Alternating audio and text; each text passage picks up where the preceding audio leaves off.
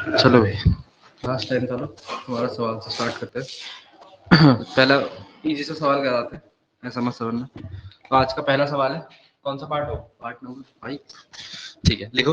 To trains leave a railway station, two trains leave a railway station at the same time, two trains leave a railway station at the same time. दो ट्रेनें same time में leave कर रही है railway station को, ठीक है, full stop. The first train travels the first train travels due west, पहली ट्रेन कहाँ की तरफ गई? वेस्ट की तरफ, due west. And second train due north, second train due north, और सेकंड ट्रेन नॉर्थ की तरफ गई, ठीक है। The first train travels 5 kilometre per hour faster, the first train travel 5 kilometre per hour faster than the second train, the first train travels 5 kilometre per hour faster than the second train, then the second train. If after 2 hours, if after 2 hours they are 50 kilometer apart, if after 2 hours they are 50 kilometer apart, full stop. Find the speed of each train.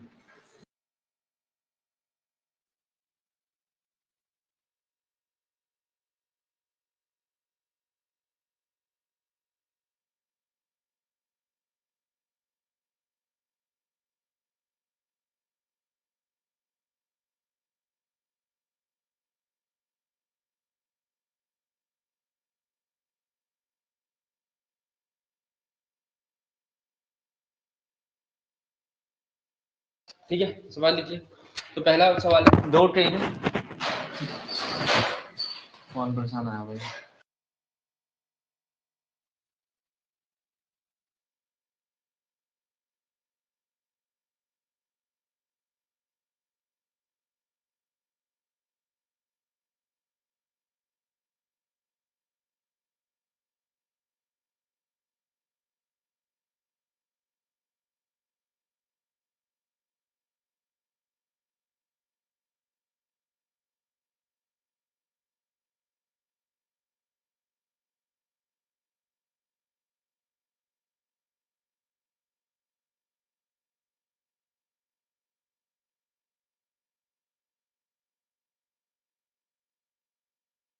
तो पहला question है, दो ट्रेनें leave करा railway station को, एक चली गई वेस्ट की साइड, एक चली गई नॉर्थ की साइड, ठीक है।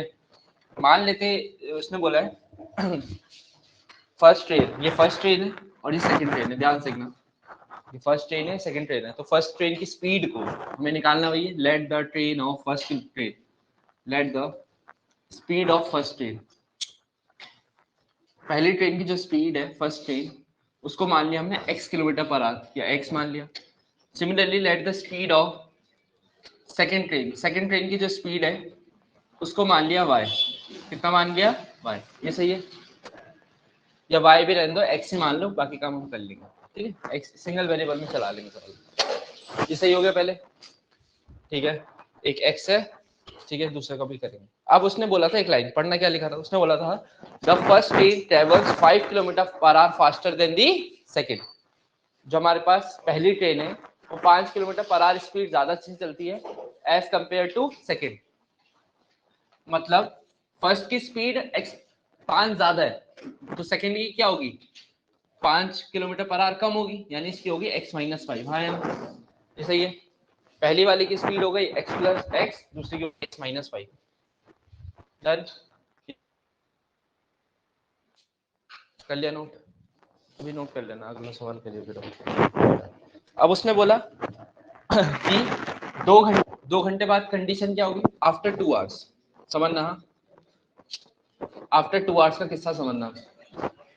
ये डिस्टेंस मान ले, ओ पॉइंट ये रहा, ए पॉइंट यहाँ पहुंच गया, बी पॉइंट यहाँ, ए पे पहुंच गया, बी पे पहुंच गया, सही है। तो जो ओ ए डिस्टेंस होगी वो कैसे निकलेगी? Distance is equal to speed into time. तो स्पीड कितनी ओ ए वाली कौन सी? सेकंड ट्रेन है ना, सेकंड ट्रेन की स्पीड है x-5, टाइम लगा कितना? टाइम लगा 2 घंटे, तो 2x-10 हो जाएगा, ठीक है, पहला। Similarly OB distance, distance is equal to speed in time, distance होगी इसकी, स्पीड होगी इसकी x, टाइम हो गया 2, तो ये बन गया 2x। और उसने बोला है दोनों की डिस्टेंस के बीच का गैप 50 किलोमीटर है, 50 किलोमीटर। यहाँ पे लगा दो पाइथागोरस, तो O A square plus O B square बराबर ए बी स्क्वायर बन जाएगा। वैल्यूज पुट कर दीजिए। ओ ए की वैल्यू अभी निकाली 2x माइनस 10 का होल स्क्वायर प्लस 2x का स्क्वायर और ए बी स्क्वायर यानी 50 का स्क्वायर। यहाँ से सॉल्व करना आंसर आ जाएगा। यही था इसमें बेसिक, यही मतलब, ठीक है ना। अगला करते हैं सवाल। डाउट लाए? है डाउट या मैं ही कर रहा हूँ सवाल अपने? मैं ही कर रहा हूँ अपने, छोटे नीचे क्या दे।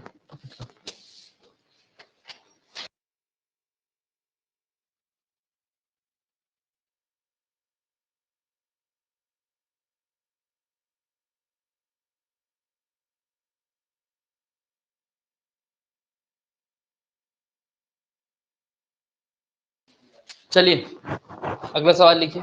ये हो जाएगा, ये हो जाएगा।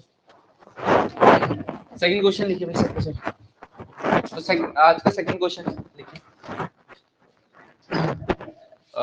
लिखो find angle A and angle B. Find capital A and capital B की वैल्यू निकालनी है। गिवन है आपके पास sine A minus B equal to 0, एक तो ये गिवन है, और एक गिवन है twice of cos A plus B minus 1 equal to 0। दो चीजें ये गिवन है, पता लग गया दो दो क्या है। चलिए कैसे टैकल करते हैं इन सवालों को।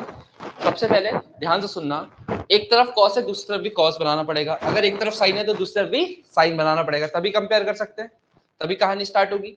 सबसे पहले साइन ए माइनस बी है, ये कितना है 0। कितने पे होता है साइन में 0? साइन 0 पे ही होता है, समझ में आया? तो यहाँ से a माइनस बी 0 आया या नहीं आया? तो a की वैल्यू आ गई b के बराबर, या d भी आई तो फर्स्ट इक्वेशन तो मान ही सकते हैं। बोलो फर्स्ट इक्वेशन समझ में आ गई। अब बात करते हैं इसकी, ये तब तो 0 के बराबर तो तब रखो ना, मतलब पहले इसको अकेला बनाना पड़ेगा। उसको करेंगे क्या, 2 cos a plus B, minus का 1 उधर जाके प्लस का 1, 2 मल्टीप्लाई में इधर जाके बोलो डिवाइड में तो हाफ। अब हाफ कितने में होता है बताओ, अकेला बन गया जब ये, तो यहाँ से सीधा सीधा a प्लस बी 60 लिख दिया जाए। अब तो कोई हलवाई बेवकूफ होगा जो गलत करेगा, इजी।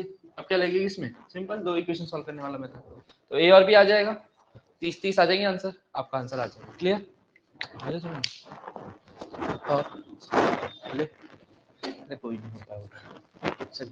नेक्स्ट डाउट पीछे, डाउट क्या क्यों होंगे डाउट जब पढ़ोगे नहीं तो। पुराने वाले कर्म बैच में अच्छे अच्छे क्वेश्चन करा रहे कर लेना, फिर मैं दोनों बताया था उसके क्वेश्चन नहीं लाते, कम से कम ये भैया दोबारा करवा दो तो आदमी।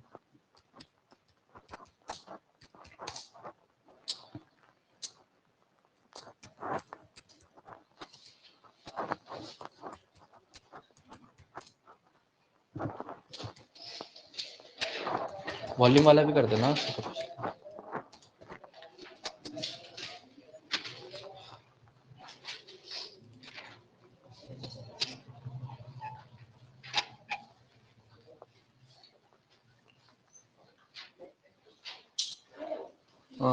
एक चैप्टर बोला था ना, मैं करा स्टैट्स करा दो आज, थोड़े स्टैट्स के क्वेश्चन आंसर करा देना।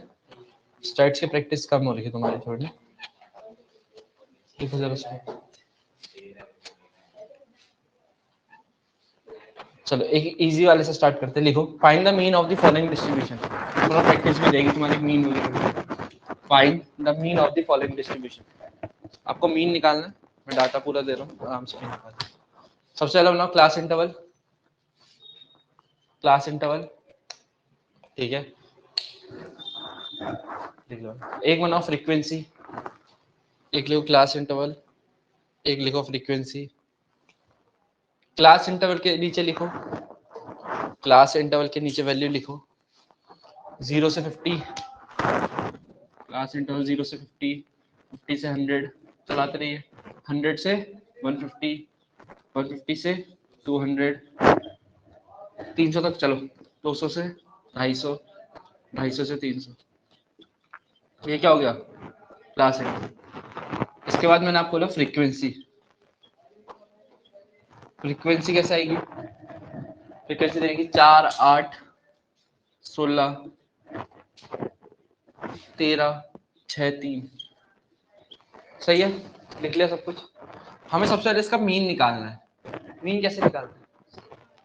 Sigma F I x I upon sigma F I, है ना। तो पहला काम है यहाँ पे एक्स आई निकालना है। एक्स आई होता है क्लास मार्क, है ना। तो एफ आई तो हमारे पास है लकीली, एफ आई में तो ज्यादा मेहनत करनी नहीं पड़ेगी, सीधा सीधा है। बात करते हैं क्लास मार्क यानी एक्स आई, सीधा एक्स आई लिख दो उसको। चलिए एक्स आई कैसे निकलता है, एनीबॉडी कैसे निकलता है x I? Upper limit plus lower limit divide by 2, simple होता है। तो 0 प्लस 50 कितना होता है? 50, 50 अपॉन 2 कितना होता है? 25। अब निकालते रहिए बाकी। फिर से 75 कर लो क्या, फटाफट फटाफट, है ना। 125, फिर 175, फिर 225 और लास्ट 275। सही है। अब आपको करना है एफ आई एक्स आई, क्योंकि मल्टीप्लाई तभी तो फॉर्मूला बनेगा, मीन आ जाएगा। फिर आपका मीन एक्स बार का फॉर्मूला होता है sigma F I x I upon sigma F I.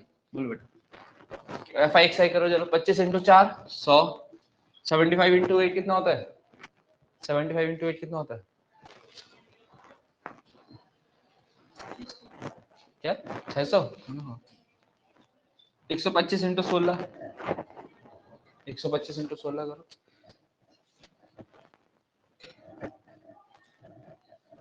तो 125 इंटू 16, 125 इंटू 16 क्या होगा वो? 2000। 175 इंटू 13,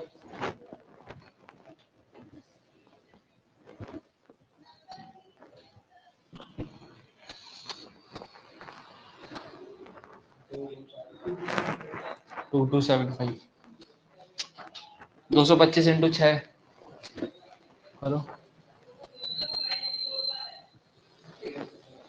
1350। 275 इंटू 3,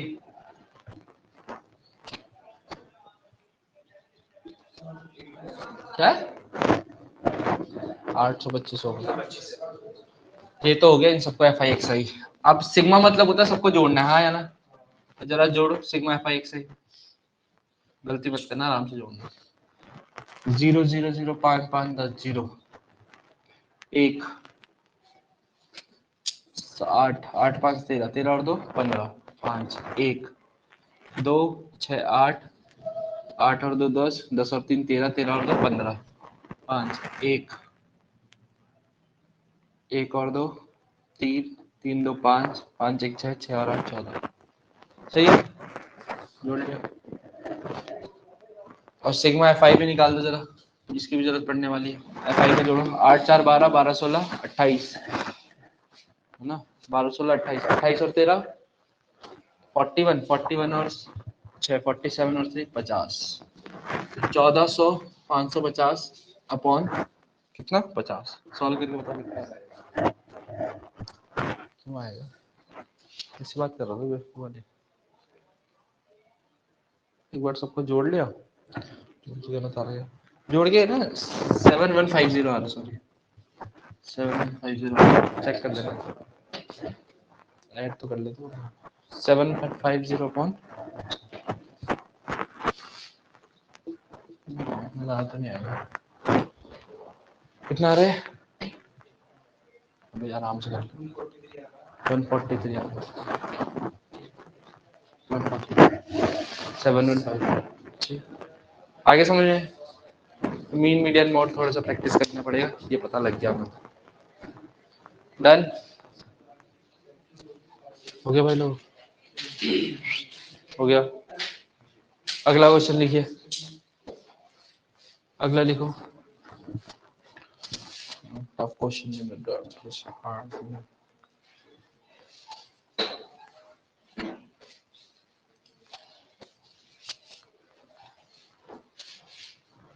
चैप्टर कौन सा चैप्टर भयंकर है बताओ।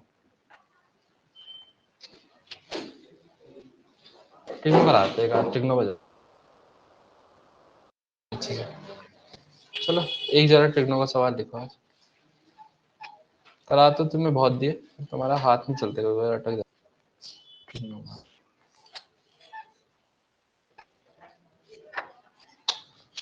अच्छा क्या क्वेश्चन लिखो। If cos square theta minus sine square theta is equal to ten square, symbol है, सिंबल से डरना मत, फाइव ऐसे सिंबल है, सिंबल से डरने की जरूरत नहीं। प्रूव दैट, आपको प्रूव करना है, prove that cos five is equal to 1 upon root two cos theta. ये प्रूव करना है, ये आपको प्रूव करना है।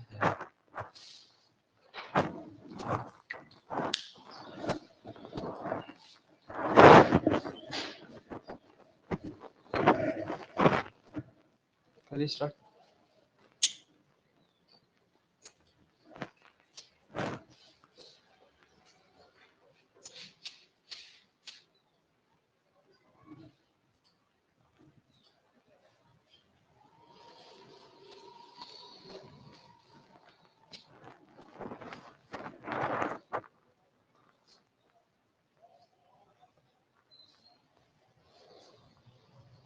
हो गया?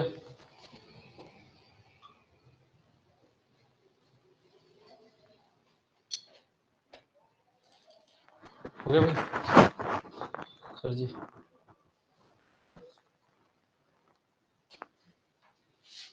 क्या हुआ उसमें?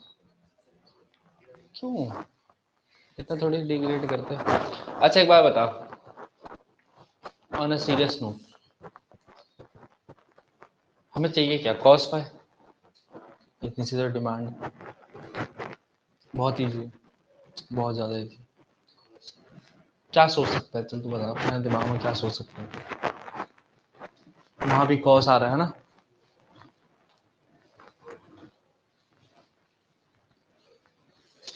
इजी है वो, तूने हवा बना रखा उसको, अगर कोशिश तो कर। तुझे चाहिए क्या? cos फाइव की वैल्यू चाहिए, cos फाइव निकालना पड़ेगा, 10 से cos बनाना है, कैसे? Sine square five upon cos square five, फिर करे। चलो देखो, पहले मैं बेसिक मेथड से जा रहा हूँ ताकि हर कोई समझे, ठीक है? मेहनत देखो ज्यादा लगेगी पर आंसर आएगा, गारंटीड है, ठीक है? तो ऐसा कर सकते हैं, मैंने कहा यार जो चाहिए तो मुझे सब cos में, तो इस साइन को भी यहाँ से हटाते, ये साइन खुद ही हटने को तैयार है, हाँ या ना बोलो?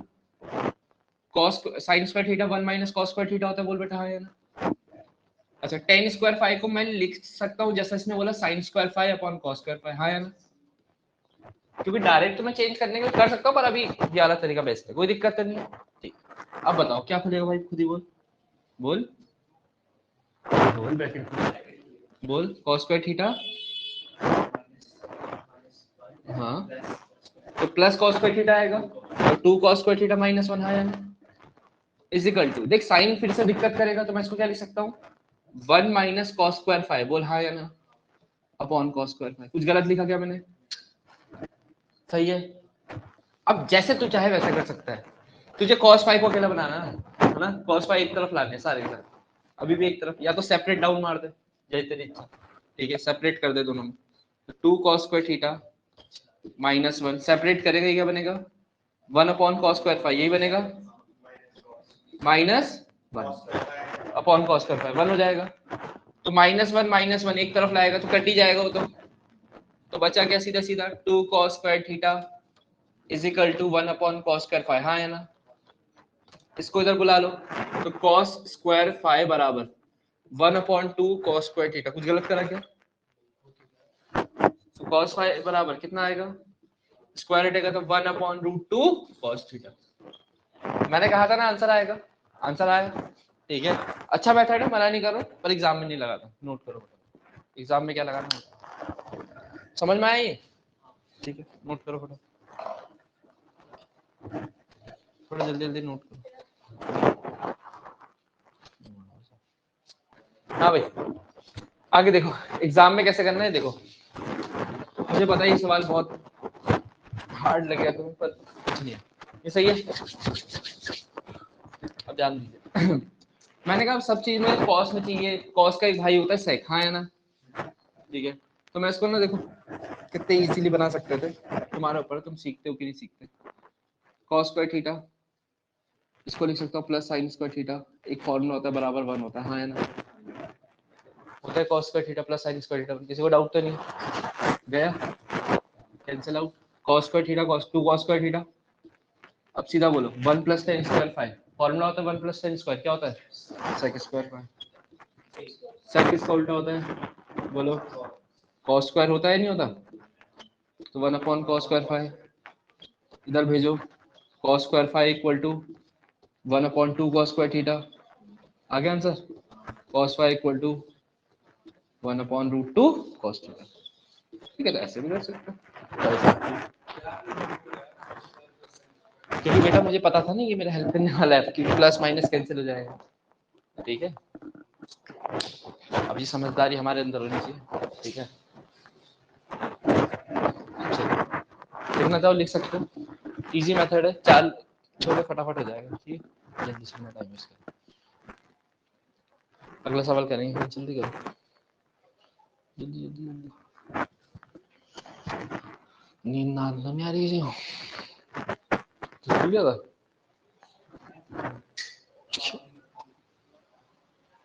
क्या इतना बड़ा पाप,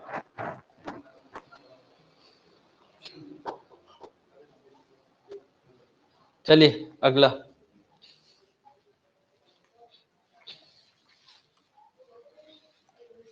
और बाकी तुम पूछ ही लियो, तुम लोगों ने बढ़िया बढ़िया क्वेश्चन तुमने खुद ही पूछ लिया, टिकनो के, टिकनो तो खदेड़ रखी ना, टिकनो तो मेरे को लगा सबने खोल ही रखी है पूरी ढंग से, यही था एक ठीक ठाक क्वेश्चन। और अगला टॉपिक करते हैं, टिकनो जब हो ही गया तो हाइट एंड डिस्टेंस कैसी है तुम लोगों की, हो जाता है हाइट लोगों को सिखा रहा है, क्लाउड वाला ढंग से आता है क्लाउड, और क्या उसमें बलून वाला क्वेश्चन आता है, हाँ नानो वाला नहीं, एक हमने वाला क्वेश्चन करा होगा बलून वाला,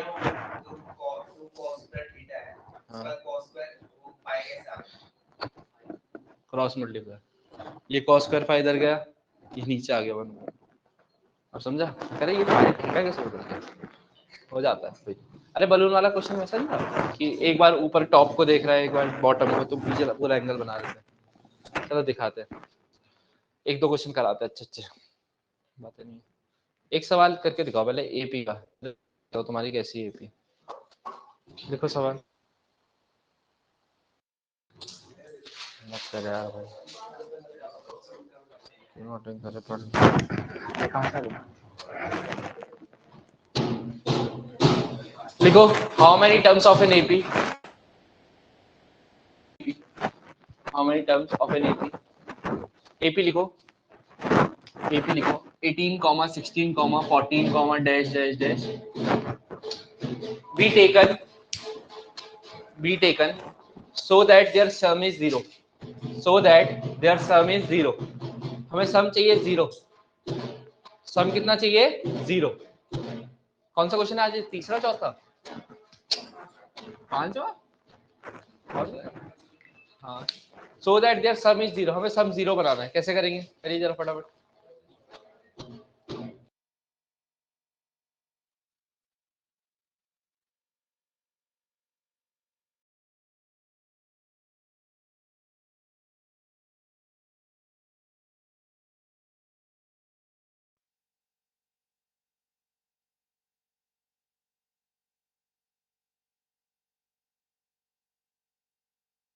तो भी सीख गया, चलो अब एसएन दे रखा है, सम बोला उसने 0, यानी एसएन बराबर 0, फॉर्मूला क्या होता है एसएन का, बनाओ n upon 2 2a plus n minus 1 d बराबर 0, यहाँ से n की वैल्यू कितनी है पता नहीं, अपॉन 2 2a कितना है 18 प्लस n माइनस 1 d कितना है -2 बराबर 0, n अपॉन 2 ऐसी 18 2 जा 36 minus 2n minus minus plus 2, सही है, 36 प्लस 2 कितना होता है 36 प्लस 2 38, तो n बाहर है 38 माइनस 2n हो गया, और ये अपॉन का 2 उधर जाके 0 2 जा 0 हो गया, सही है, अरे ठीक है, या तो यहीं से सॉल्व कर लो या क्वाड्रेटिक बनाना तुम्हारी इच्छा। डायरेक्ट ऐसे देखो, इससे अच्छा मौका तो खैर मिलेगा नहीं। या तो n 0 हो सकता है, लेकिन n तो कभी 0 हो ही नहीं सकता है ना, क्योंकि एक टर्म तो लेगा ही लेगा। बचा हुआ ऑप्शन क्या है, 38 माइनस 2n बराबर 0, तो n आ जाएगा 19। ये आपका आंसर होगा। आया नहीं आया समझ आगे ये आता आंसर? डाउट? नितिन को डाउट है? पूछ बेटा, कौन सा वाला? अच्छा, और कुछ? चलो भाई,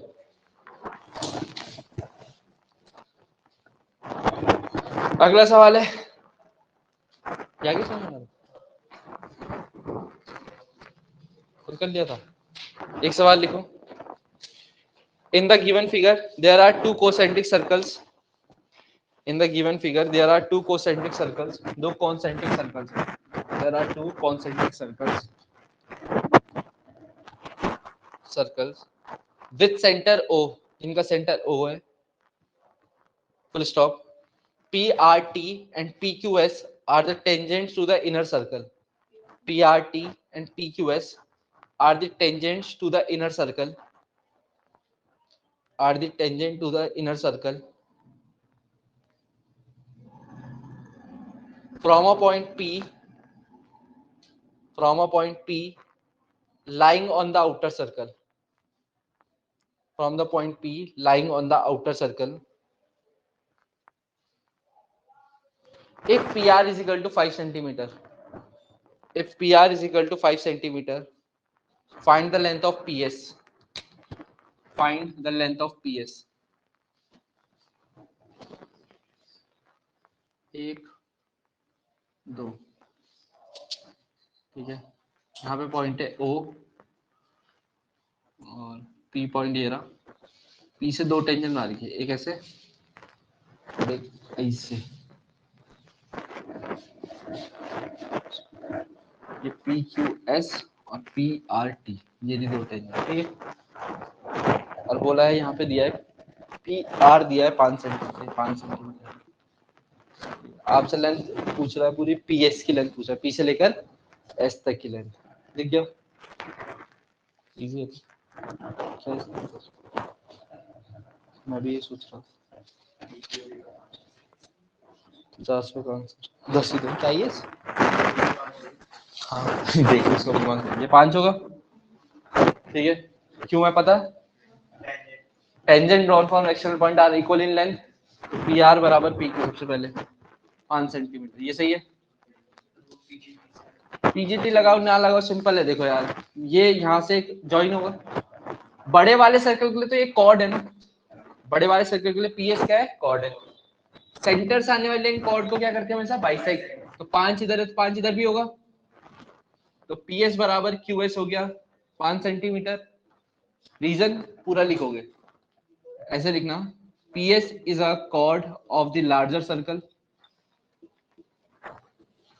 larger circle, and radius always bisect the chord. Radius bisects the chord, है ना। radius bisect करते हैं किसको, chord। या a line from the center and a line from center लिखना है, bisect the chord। तो यहाँ से हमारे पास PS कितना आया पूरा, देखो 5 + 5 कितना गया, 10। आगे भाई समझ चलते हैं, ठीक है, नोट कर लो। अगला करते हैं।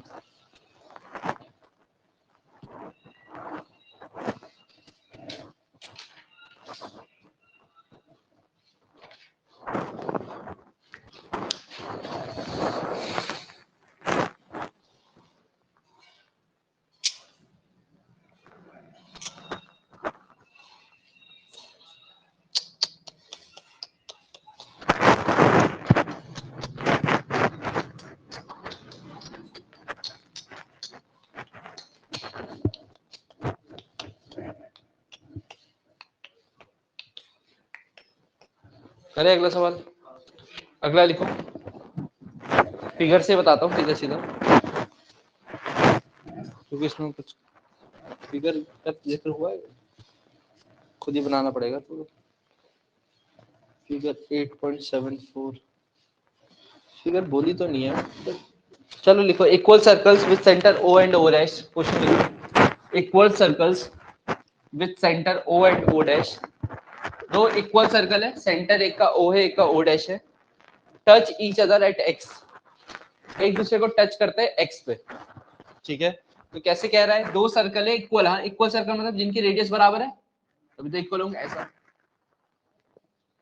टच कहां पे कर रहे हैं, एक्स पे, touch each other at X. आगे बोला है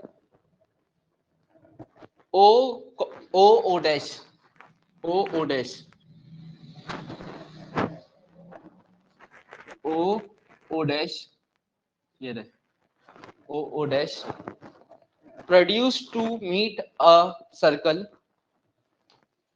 O O dash produced to meet a circle with centre O dash, with centre O dash, ये वाला O dash, with centre O dash at ए।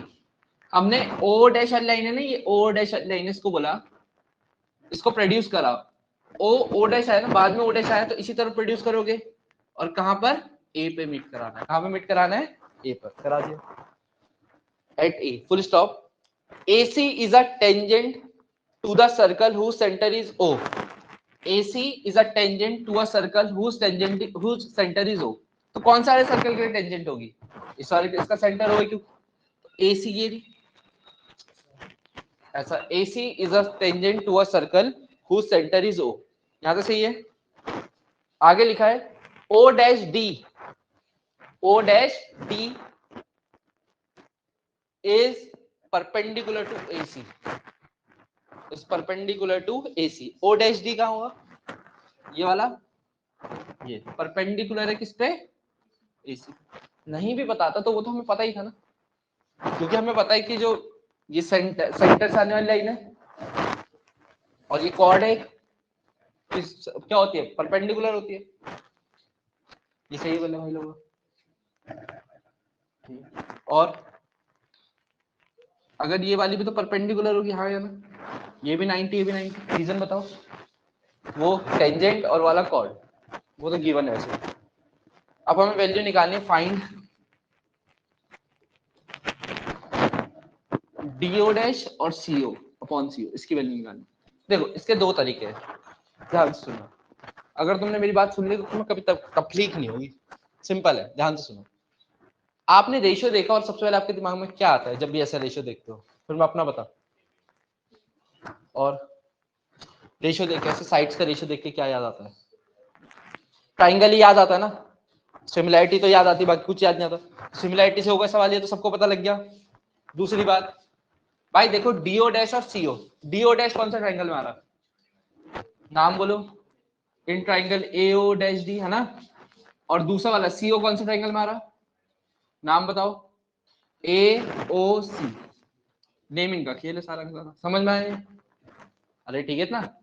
अब ये दो ट्राइंगल क्या करने पड़ेंगे, पहले सिमिलर करने पड़ेंगे ना। सिमिलर देखो, एक 90 एक 90, एंगल मिल गया। और ये वाला एंगल क्या दोनों में कॉमन नहीं होगा, बड़े वाले छोटे वाले, कैसे लिख देंगे, वन दे दो नाम, angle one is equal to angle one common, और दूसरा angle A D O dash इस वाले में, और एंगल ए सी ओ इस वाले में इज इक्वल टू 90 डिग्री। समझ में आए, क्लियर है। तो इससे दोनों ट्राइंगल क्या हो गए, सिमिलर, सॉरी। और सिमिलर हो गए तो क्या होता है, साइड्स क्या होती है, साइड्स कौन कौन सी है, लिखो नाम, बाय डबल ए होगा ना। तो अब बताओ क्या क्या होगा, रेशियो बनाओ, एओ डैश अपॉन एओ डैश लिखा तो यहाँ क्या आएगा, एओ। यहाँ अगर ओ डी ओ डैश आए या O dash D O dash लिखा तो यहाँ क्या आना चाहिए, सीओ। बचा कौन, एडी, और यहाँ एसी। ये सही है भाई लोगों, आंसर यहीं से आएगा, तो पता लग गया। अब चला के देखो, पेन नीचे रखो और सुनो, तमीज से सुनना। उसने एक वर्ड स्टार्टिंग में दिया था कि दोनों सर्कल की रेडियस बराबर है। अगर इसकी ये रेडियस आर है तो ये भी आर होगी, क्योंकि ये तो रेडियस ही है, और ये भी तो आर ही होगी। रीजन बताओ, रेडियस इक्वल है तो आर आर आर, ठीक है। अब यहाँ पे देखो, ए ओ डैश वाला ये वाला है ना, और हमें ये इसको यूज करो, बस अपने काम का यही है। ए ओ डैश की वैल्यू कितनी होनी चाहिए हमारे अकॉर्डिंग, बताओ। वैल्यू देखो, ए ओ डैश कितना होना चाहिए, तो आर हो गया ये अपॉन एओ कितना होना चाहिए, एओ कहां से आर होगा 3R होगा is equal to DO dash upon CO. R से आर गया आंसर कितना आ गया, सीओ क्यों आर होगा, सीओ भी आर होगा पर हमें चाहिए क्या, सिर्फ इतना ही चाहिए ना, अब हमें यही तो चाहिए, सिर्फ यही चाहिए ना, ये 1/3 आ गया। आगे समझ गुरु जी, आगे समझ, क्लियर हुआ ये वाला सवाल। आर से आर कट गया तो 1/3।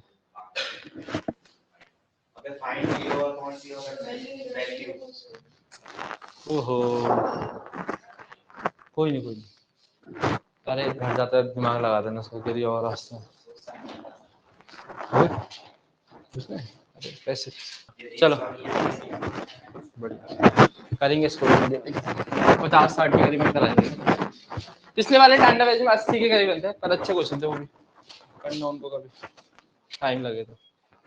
आगे समझ कैसा लगा सवाल, ठीक था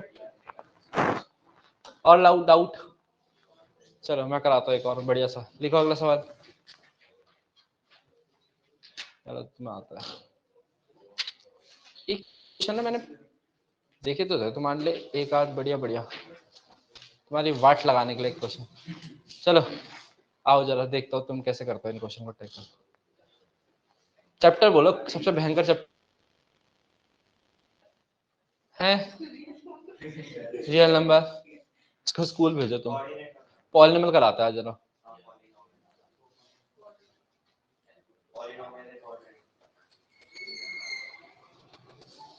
आओ पॉलिनोमियल की तुम्हारी वाट लगवाते हैं। सवाल लिखो पहला, सवाल लिखो, इजी वाले से स्टार्ट करते हैं। लिखो if alpha and beta are the zeros of the, if alpha and beta are the zeros of the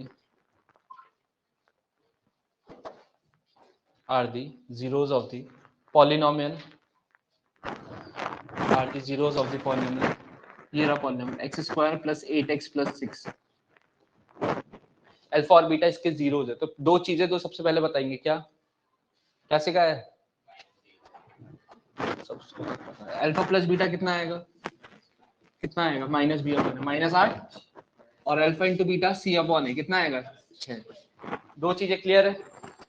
अब जो भी पूछेगा उसके अकॉर्डिंग काम चलेगा, ठीक है, full stop. Find a quadratic polynomial whose zeros are, आपको क्वाड्रेटिक पॉलिनोमियल बनाना है, तो क्वाड्रेटिक पॉलिनोमियल बनाने के लिए फॉर्मूला क्या है, क्या सिखाया quadratic polynomial, x² minus sum of zeros plus product of zeros, बाहर x plus product of zero, ठीक है, तो ये आपको यूज करना है। लिखो हुज जीरो, क्या लिखा, find a quadratic polynomial whose zeros are, first part उसने बोला अगर जीरोज ये होते तो पॉलिनोमियल क्या होता, 1 alpha and 1 beta, whose zeros are 1 alpha and 1 beta.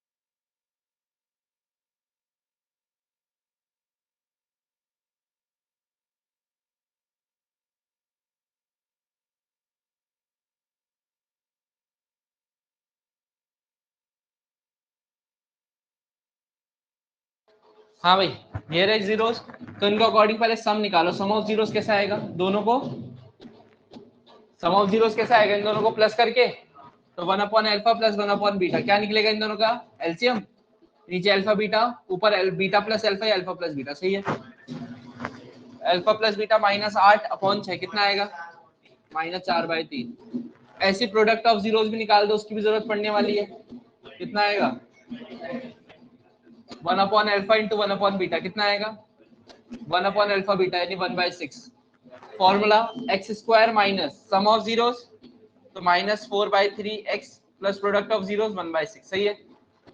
कितना आएगा सॉल्व करें, x² plus 4/3x plus 1/6 LCM ले लो, तो बना 3 एलसीएम लेके 6 तो 6x square plus 2 8x plus 2 अबे हाँ 1, ये आ गया आपका आंसर। समझ में आया कैसे होगा सवाल? ऐसे होना था सवाल। क्लियर हुआ?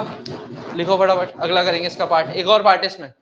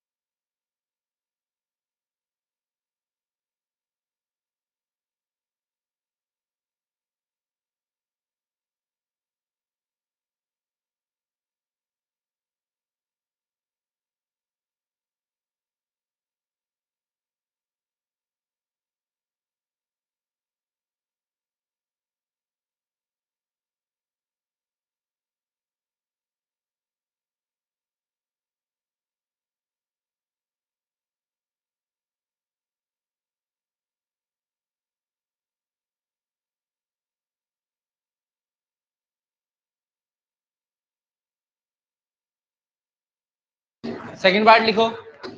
सेकंड पार्ट में जो जीरोस है ना वो थोड़े अलग है, थोड़ी मेहनत लगेगी। सेकंड पार्ट में जो जीरोस है वो ये है